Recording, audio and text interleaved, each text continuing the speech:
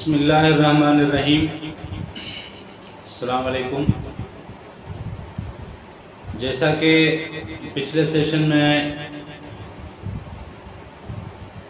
آپ کو یہ بتا دیا کہ قلب سلیم جب بیدار ہوتا ہے اور قلب سلیم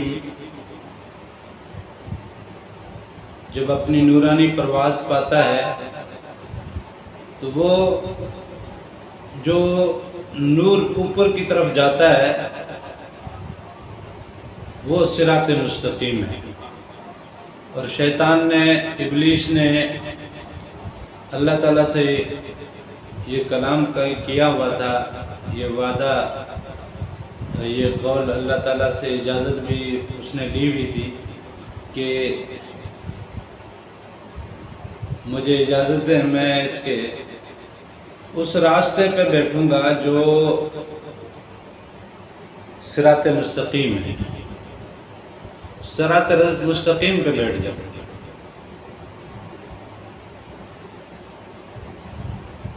تاکہ وہ نور کی پرواز کو روک دے۔ یہی وجہ ہے کہ ہمارے جسم کے باقی لطائف جو ہے وہ پرواز نہیں پاتے، وہ اپنی مخلوق تک نہیں پہنچتے۔ ہم لوگ شریعت کا علم رکھتے ہوئے بھی شریعت پہ کار بند نہیں رہ پاتے، شریعت کا علم رکھتے ہوئے، نمازیں پڑھتے ہوئے، روزہ رکھتے ہوئے، حج ادا کرتے ہوئے، زکوٰۃ دیتے ہوئے، یتیموں کا، بیواؤں کا خیال رکھتے ہوئے، خیرات کرتے ہوئے، اور نہ جانے کتنے ہم نیکی کے کام کرتے ہیں کہ اللہ کو راضی کر لیں، اللہ کو راضی کر لیں، اللہ کو راضی کر لیں، اللہ کی رضا پا لیں، لیکن اس کے باوجود ہمارے وجود میں، ہماری ذات میں شیطانی وسوسے موجود ہیں، شیطانی اعمال موجود ہیں، نفرتیں موجود ہیں، حسد موجود ہے، کینہ موجود ہے، عبادتوں میں ویسا دل نہیں لگتا، وجود ہمارا نماز میں کھڑا ہے لیکن ہمارے خیالات کہیں اور ہیں، ہمارا دل کہیں اور لگا ہوا ہے، ہمیں تصورات کچھ اور ہیں، کاروبار کچھ اور چل رہے ہیں، کام کسی اور طرف ہو رہا ہے، ہمارا وجود صرف مصلی پہ اور نماز میں کھڑا ہے، تو یہ وجود تو ہمارا فنا ہو جانا ہے۔ اس وجود کے نماز، اچھا ابلیس جو ہے ہمیں نماز پڑھنے سے نہیں روکتا، قرآن پڑھنے سے نہیں روکتا، روزہ رکھنے سے نہیں روکتا، حج پہ جانے سے نہیں روکتا، زکوٰۃ ادا کرنے سے نہیں روکتا، نیکی کے باقی جتنے بھی کام ہیں کسی بھی کام سے شیطان ہمیں نہیں روکتا۔ شیطان نے کہا تھا، ابلیس نے کہا تھا کہ میں صراط مستقیم پہ ڈیرا ڈال کے بیٹھ جاؤں گا، اور صراط مستقیم آخر وہ ہے کیا جس کے لیے پیغمبروں نے، حضور نبی کریم صلی اللہ علیہ وسلم نے اور تمام صحابہ کرام نے اور آج تک تمام مسلمین، تمام مومنین اور مومنات اپنی ہر نماز میں جب بھی قرآن اٹھاتے ہیں اور سورہ فاتحہ پڑھتے ہیں تو اس میں بار بار رب سے یہی مانگتے ہیں، اہدنا الصراط المستقیم، اور شیطان نے کہا میں تو صراط مستقیم پہ بیٹھا ہوا ہوں۔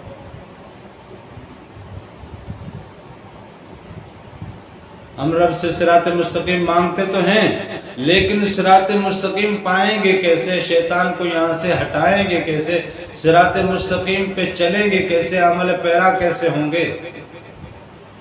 اس کے لیے آپ کو بتایا کہ صرف اور صرف اللہ کا ذکر ہے، اللہ کا ذکر ہے۔ اللہ کے ذکر سے ہم اپنے دل کے اوپر وہ جو زنار کے جالے ہیں وہ جلائیں گے، ہمارا دل بیدار ہوگا، قلب سلیم بیدار ہوگا، وہ بھی ذکر میں لگ جائے گا۔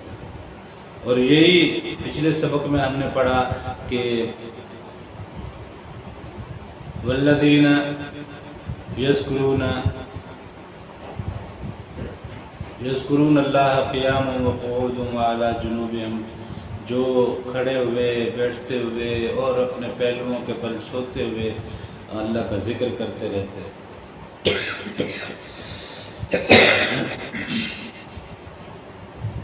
تو اللہ کا ذکر ہر حال میں، ہر جگہ پہ، ہر وقت ہوتا رہتا ہے، رب کے ذکر سے غافل نہیں ہو پاتے۔ غافل تو ہم تب نہیں ہو پائیں گے نا جب ہم مکمل طور پہ جاگتے رہیں گے، اور ہم مکمل طور پہ جاگ نہیں سکتے، سونا پڑتا ہے، کھانا بھی پڑتا ہے، ہم پلیتی میں بھی چلے جاتے ہیں، پھر پاک بھی ہونا پڑتا ہے، کبھی ہم غسل سے پاک ہو جاتے ہیں، کبھی ہم وضو سے پاک ہو جاتے ہیں۔ تو یہ جو بیچ کے مرحلے آ رہے ہیں تو اس میں مطلب ہمارا ذکر رک رہا ہے نا، ہم مستقل طور پہ اللہ کے ذکر میں گم نہیں ہے، ذکر ٹوٹتا ہے ہمارا بار بار۔ تو یہ جو ذکر بار بار ہمارا ٹوٹتا ہے تو اس وقت یہ پھر حملہ کرتا ہے۔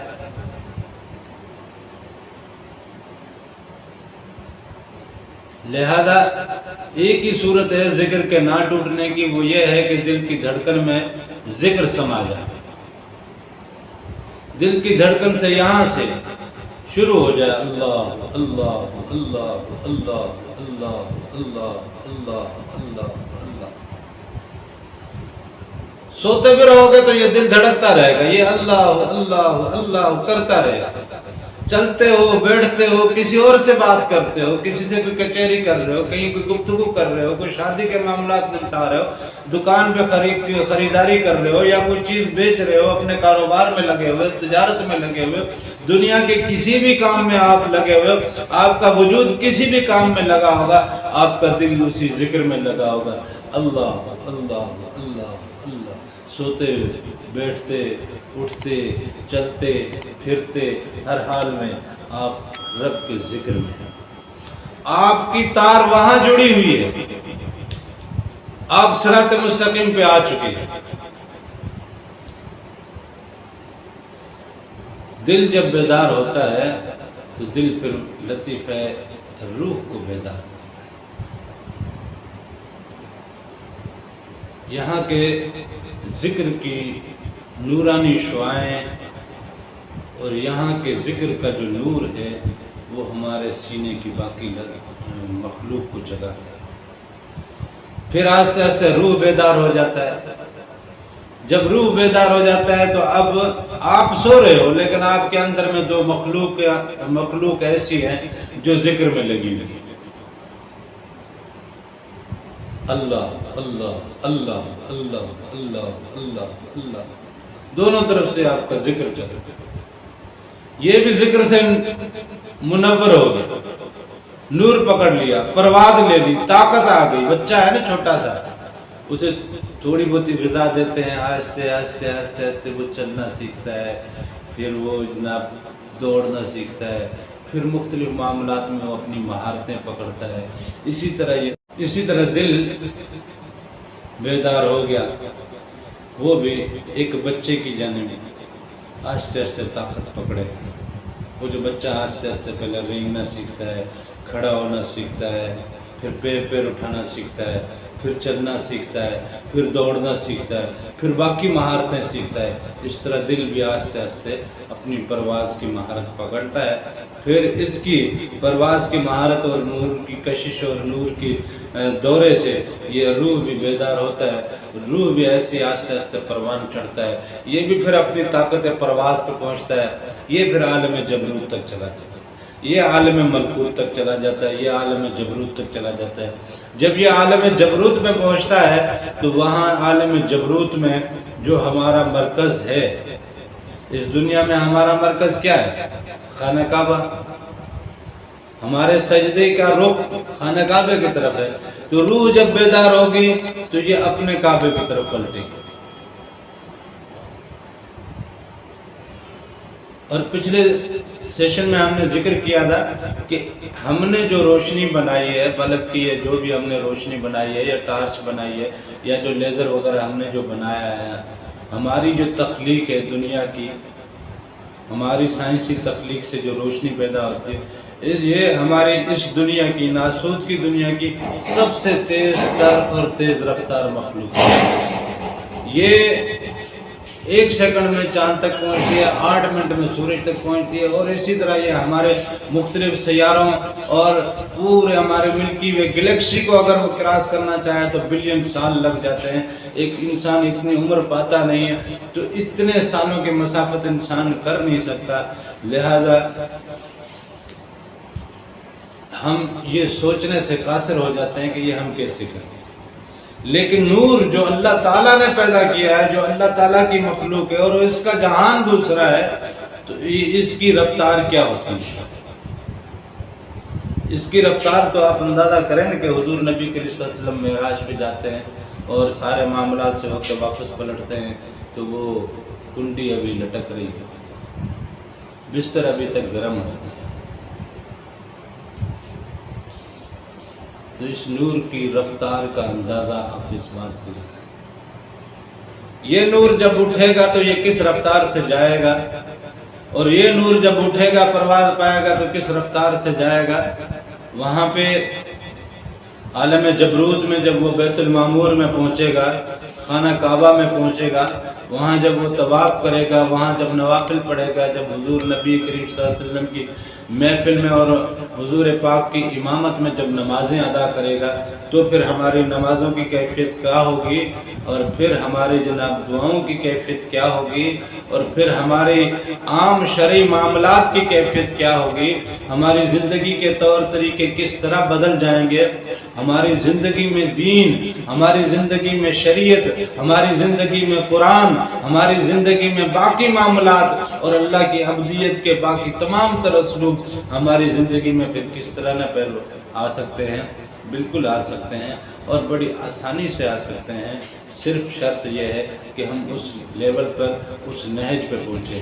پچھلے سیشن میں ہم نے ذکر کیا تھا حضرت بلال کا، خباب بن عرب کا، اور باقی کافی سارے صحابہ جنہوں نے تکلیفیں، اذیتیں، مصیبتیں جھیلی۔ کون سی شریعت اس ٹائم مکمل ہوئی تھی؟ شریعت کے معاملے تو شروع مدینہ پہنچنے کے بعد ہوئے تھے۔ 13 سال مکہ کے جو تعلیم کے، تبلیغ کے، اصلاح کے جو تھے، وہ تو تکلیفوں میں، دردوں میں، اذیتوں میں، مصیبتوں میں، آزمائشوں میں گزرے۔ اس 13 سال کی آزمائش کون سا شریعت پہ چل کے ہم نے برداشت کی تھی، ہمارے صحابہ کرام نے برداشت کی تھی، حضور پاک کے ساتھیوں نے کیسے برداشت کرنی تھی؟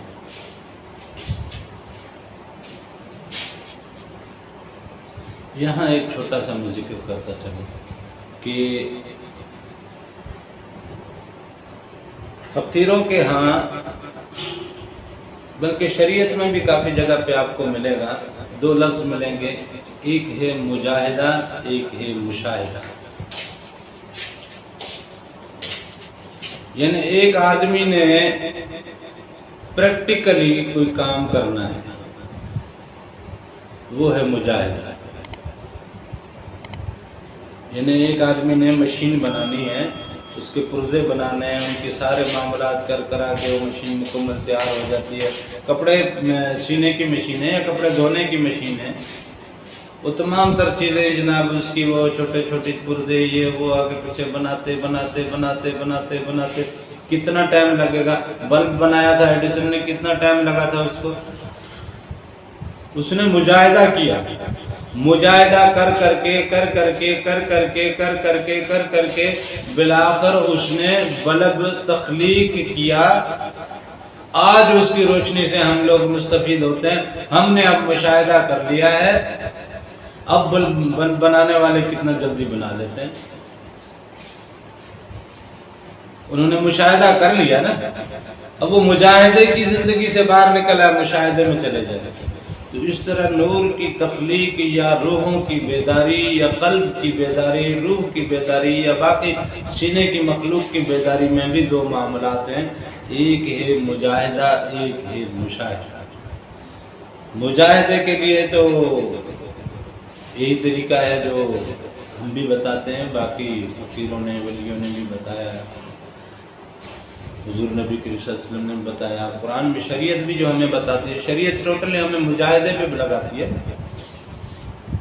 شریعت نے جو کچھ بھی کیا ہے وہ مجاہدے سے کیا ہے. جتنی بھی ترتیب دے رہی ہے، جو بھی اسلوب ہے، جو بھی کام ہے، جو بھی معاملات ہیں، وہ سارے مجاہدے سے وابستہ ہیں.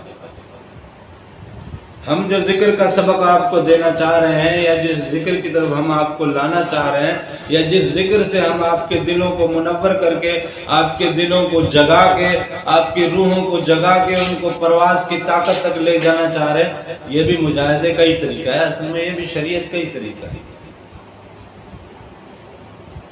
دوسرا ہوتا ہے مشاہدہ. مشاہدے میں کرم شامل ہے. حضور نبی کریم صلی اللہ علیہ وآلہ وسلم کی ذات کا کرم ہو گیا بلال پہ. بغیر کسی تعلیم کے اس کے وجود میں نور اتر گیا. ناسوتی تکلیفیں، اذیتیں، مصیبتیں، درد، امتحان، آزمائشیں اس کے لیے معنی نہیں رکھتی، اور بڑی خوش سلوکی سے اس نے برداشت کی. جسم چیختا تھا، جسم چلاتا بھی تھا، جسم کو درد محسوس ہوتا تھا، لیکن وہ جو روحانی مخلوق زندہ تھی، وہ جو بیدار تھی، جو اندر سے جو نور نے طاقت پکڑی ہوئی تھی، اس نور نے یہ سارے معاملات کو سنبھالنے کی اور برداشت کرنے کی طاقت دی ہوئی تھی، اور وہ وہاں پہ پرواز کر رہا تھا. وہاں کے منظر ان کی آنکھوں کے سامنے تھے، وہاں کا دیدار ان کو نصیب ہو رہا تھا، وہاں سے ان کو تقویت مل رہی تھی، وہاں کی ان کو سیر ہو رہی تھی، وہاں کا وہ لطف اٹھا رہے تھے. یہ درد اس کے آگے کچھ بھی نہیں تھے. جب وہاں کا لطف ملنا شروع ہو گیا تو یہ والے درد مانا ہی نہیں رکھتے.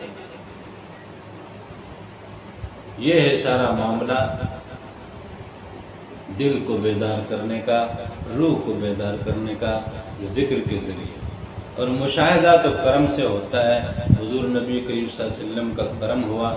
اسی طرح کچھ اور اللہ والے ہیں جن کچھ نے مجاہدے کی کوشش اور سبیل اپنائی اور اسی کی آگے تعلیم دی، اور مجاہدے سے لوگوں کو ان کے دلوں کو منور کیا، اور کچھ اس مقام تک پہنچے کہ انہیں اللہ تعالیٰ نے کہا کہ یہ میری زبان ہو گئے، یہ میرے کان ہو گئے، یہ میرے ہاتھ ہو گئے، یہ میرے پیر ہو گئے. اب جو بھی یہ سوچے، جو بھی یہ چاہیں، جو بھی یہ کرنا چاہیں، جو بھی یہ کہنا چاہیں، جہاں بھی یہ چلنا چاہیں، اب یہ میرے ہاتھ ہیں، پاؤں ہیں، زبان ہے، کان ہے. کچھ اس مقام تک پہنچے، کچھ عالم وحدت تک پہنچے، کچھ عالم احدیت تک پہنچے. لطیفہ اخفاء نے وہ پرواز پائی. حضور پاک صلی اللہ علیہ وسلم کی محفل سے اس نے وہ نور کی تعلیم پائی، وہ پرواز کی تعلیم پائی، اس پرواز کی طاقت پائی، اس نور کی طاقت پائی کہ وہ صفات الہی کی سیر میں نکل گئے، اور صفات الہی کے عالم میں، عالم وحدت میں وہ ان کی سیر ہوئی. وہاں ان کا پہنچنا ہوا. وہاں اللہ تعالیٰ کی کسی صفت سے ان کی دوستی ہو گئی، وہاں کسی سے ملاقات ہو گئی، وہاں کسی کی محفل میں اٹھنے بیٹھنے لگ گئے. اب اس صفت کا اس کے اوپر رنگ آ گیا. اب اس صفت کریمی نے، اس صفت شفا نے، اس صفت رزاق نے، اس صفت رحمان نے، اس صفت کا جو رنگ تھا وہ اس کی ذات میں آ گیا. اس نے جو کہہ دیا وہ. اب وہ اپنے اس صفت کی بدولت کسی کا دل روشن کرنا چاہیں وہ روشن کر دیتے ہیں، کسی کی بیماری دور کرنا چاہیں وہ دور کر دیتے ہیں. بہت سارے واقعات ہمارے اور آپ کے سامنے موجود ہیں. جی فلاں جگہ پہ گئے، بڑے جو بھی جاتا ہے وہ فلاں جگہ پہ ان کو چاہے کیسی بھی تکلیف ہو وہاں سے وہ ٹھیک ہو کے آتے ہیں. اپاہج معذور گئے، نابینا گئے، ٹھیک ہو کے آ گئے. تو مقصد یہ ہے کہ ان کی پہنچ وہاں تک ہو گئی، ان کی ارواح بیدار ہو گئی، اور ان ارواح نے اپنے اپنے دنیا تک کی پرواز لی، اور اس دنیا کے جو بھی خزائن ہیں، وہاں پہ جو خزانے بند ہیں، ان خزانوں تک اس نے رسائی کی. اس خزانے سے پھر آگے اس خلیفے نے آگے کسی کو ونڈ دیا. اب کسی زمیندار کا خلیفہ کسی کو اناج دیتا ہے, کسی کو اپنا پیسٹی سائڈ دیتا ہے, کسی کو فرٹیلائزر دیتا ہے یا مختلف چیزیں دیتا ہے. تو جاؤ کھیتی باڑی کرو, اس کو ڈیزل دے دو, اس کو ٹریکٹر دے دو, اس کو یہ کر دو, اس کو وہ کر دو. کھیتی باڑی کے گھر کے معاملات میں ایک وڈیرے کا, ایک زمیندار کا منشی یا اس کا خلیفہ اس کے غیر موجودگی میں اس کی اجازت کے بغیر جہاں محسوس کرتا ہے ضرورت وہاں وہ چیز دے دیتے. تو اس طرح یہ خلیفہ بھی جب وہاں پہ پہنچ جاتا ہے تو پھر اللہ تعالیٰ نے تو خلیفہ بنا کے بھیجا نا, وہ خلیفے نے وہ کام کر دینا. پھر ہم کہتے ہیں کہ یار یہ کیسے ہو گیا. حضرت موسیٰ علیہ السلام کو تو ایک عورت نے کہا تھا کہ اللہ تعالیٰ سے ہم کلام ہونے جا رہے ہو, پیغمبر ہو, اللہ کے رسول ہو, اس سے کہو مجھے اولاد ہو. اولاد نہیں ہوئی. واپس آیا, اس نے کہا اللہ تعالیٰ نے تو کہا تیرے نصیب میں ہی اولاد نہیں لکھی. لیکن کچھ عرصہ بعد پھر وہ دیکھا تو بچے کھیل رہے تھے, پوچھا کس کے ہیں, اس کے. اس عورت سے پوچھا, اس نے کہا یہ میرے بچے. تو کہہ رہا تھا تیری اولاد ہی نہیں ہونی. اس نے کہا یہ کیسے ہو گیا. اس نے کسی نے صدا لگائی کہ 2 روٹیاں دے دے 2 بچے لے لے, 1 روٹی دے دے 1 بیٹا لے لے, 4 روٹیاں دے دے 4 بیٹے لے لے. میں نے اس کو کھانا کھلا دیا, اس نے مجھے اولاد دے دی. حضرت موسیٰ بڑے پریشان کہ یہ معاملہ کیسے ہو, اس کے تو نصیب میں اولاد نہیں دی, ایک آدمی اس کو اولاد کیسے دے کے چلا گیا. یہ تو اللہ کا کام ہے, اللہ دیتا ہے, بندہ کیسے دے کے چلا گیا. پھر اللہ تعالیٰ کے حضور وہ حضرت موسیٰ علیہ السلام جب جاتا ہے پھر پوچھتا ہے کہ مالک تو نے تو کہا تھا اس کے نصیب میں اولاد ہی نہیں ہے, اب تو اس کے گھر بچے کھیل رہے. تو اللہ تعالیٰ نے ایک پلیٹ دی, ایک چھری دی اور کہا کہ موسیٰ جا انسان کا گوشت لے کے پھر جواب دے. حضرت موسیٰ علیہ السلام بھٹکتے رہے, ایک ایک سے منتیں کرتے رہے. اللہ تعالیٰ گوشت مانگ رہا ہے انسان کا, اپنا گوشت کاٹ کے دے, اپنا گوشت کاٹ کے دے, اپنا گوشت کاٹ کے دے. کسی نے بھی نہیں دیا. پریشان حال ہو کے ایک جگہ آ کے بیٹھے, برابر میں کوئی دیوانہ بیٹھا ہوا تھا, فقیر فقرا سا بندہ. اس نے کہا موسیٰ کیوں پریشان ہے. حضرت موسیٰ علیہ السلام نے کہا کہ اللہ تعالیٰ نے یہ پلیٹ دی ہے, یہ چھری دی ہے اور کہا ہے کہ جا انسان کا گوشت لے کے آ. یہاں تو میں ایک ایک سے کہہ کے تھک گیا ہوں, کوئی دینے کے لیے تیار نہیں ہے. اس بندے نے کہا اللہ نے انسان کا گوشت مانگا, لا میں دیتا ہوں. چھری پکڑی, پلیٹ پکڑی, یہاں سے کاٹا, اب دینے کس حصے کا گوشت چاہیے. حضرت موسیٰ نے کہا نہیں میں نے پوچھا نہیں کس حصے کا, میں پوچھ کے ہوں. نے کہا پاگل ہو گیا پوچھنے جائے, وہ مالک ہے, وہ جو کچھ بھی ہے یہ سارا اسی کا دیا ہوا ہے. اگر اس کو چاہیے تو لا, ادھر سے بھی لے, ادھر سے بھی لے, ادھر سے بھی لے, ادھر سے بھی لے, ادھر سے بھی لے. جسم کے ایک ایک حصے سے گوشت کاٹ کاٹ کے تھالی بھر کے دے دی اس کو. اس نے لے جا, اللہ نے مانگا نا اللہ کو دے, یہ سب کچھ اسی مالک کا. حضرت موسیٰ علیہ السلام وہ گوشت لے کے جب اللہ کے حضور پہنچے کوہ طور پہ, ہم نے کہا مالک یہ میں انسان کا گوشت لے کے آیا ہوں. تو اللہ تعالیٰ نے کہا تھا کہ موسیٰ تو بھی تو انسان تھا, تو بھی تو انسان تھا, تو بھی تو اپنا گوشت دے سکتا تھا. اب بتا, میں نے تو جو لکھا سو لکھ دیا, لیکن جس نے میرے نام پہ اپنے جسم کے ہر حصے سے گوشت کاٹ کاٹ کے مجھے دے دیا,